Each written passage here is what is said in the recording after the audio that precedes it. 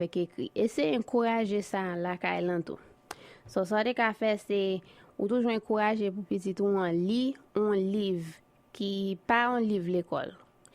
Ou encourager pour lire un livre seulement chaque 2 semaines. Gen l'école, gen côté qui t'a dit chaque semaine, mais pas tout le monde qui gagne tout le temps ça pour lire un nouveau livre chaque semaine. So, m'da dit chaque 2 semaines moi-même. Et puis, encourager puis c'est tout pour servir avec bibliothèque là toujours. Bibliothèque existait. On comprend nous habiter dans époque côté gen internet et bien technologie tout côté, mais on connaît gen bibliothèque et puis bibliothèque vraiment besoin d'aide dans époque ça yo. So, encourager puis c'est tout pour visiter bibliothèque là et puis pour prendre livre dans bibliothèque là. So what I was saying is we live in an age of information, and I understand that because you have ebooks and books on digital books and all this other stuff and Spark Notes and everything. But you know what? Sometimes it's cool to just go to your local library and just read a book and just take out a book and read it. And some places they do encourage that you read a book every week. Nobody really has that much time or patience to read a book a week. If that's your thing, that's perfectly fine. But sometimes, 2 weeks to read a book, which is perfectly fine. Sometimes you may finish before that. Sometimes it'll take you a little longer. But it really doesn't matter so long as you start getting into that habit of reading, Also, this is really important for the parents right now. It is really important that you try to have involvement in your child's school.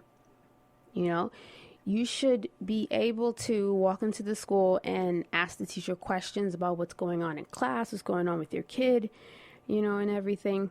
You shouldn't wait until the teacher calls you in.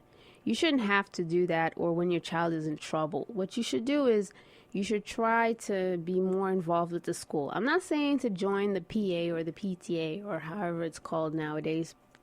I'm not saying to do all that. But sometimes maybe a bi-weekly visit to the school just to check up on things, check up on conditions, sometimes to talk to the teacher. Sometimes something as simple as that goes a really long way. It shows that you are a dedicated parent, you want to be involved, and you want to be mature in it. And you want to have your child, be in a stable and happy learning environment. And you could also keep tabs on the teacher as well, because sometimes what happens is you have some teachers that if they don't see much parent involvement, they can construe that in a really bad way, and that can affect the treatment of the child, both academic-wise and how they will socially interact with your kid. So, samdap di la se ta pou paran yo, li ta important pou paran yo ese yo tre interese nan sa kap pase nan l'école petit ou an. Mba di pou ale nan tout réunion PTA yo ba sa yo. Et puis pas senti se le nan réunion de parents yo c'est seule fois. Assez souvent on chaque 2 semaines ou chaque 3 semaines ou vin dans l'école on parle à professeur ou garder pour comment salle de classe là est-ce que ba yo organisé est-ce que chose yo normal ou parle avec professeur pour si gon ba qui change dans ti moun nan parce que pas oublier professeur yo là yo comprendre ti moun nan yo avec ti moun nan pour une bonne duration de journée hein? So yo ka commencer reconnaître on série de choses dans ti moun nan ou gen droit par pour ka suivre vous même.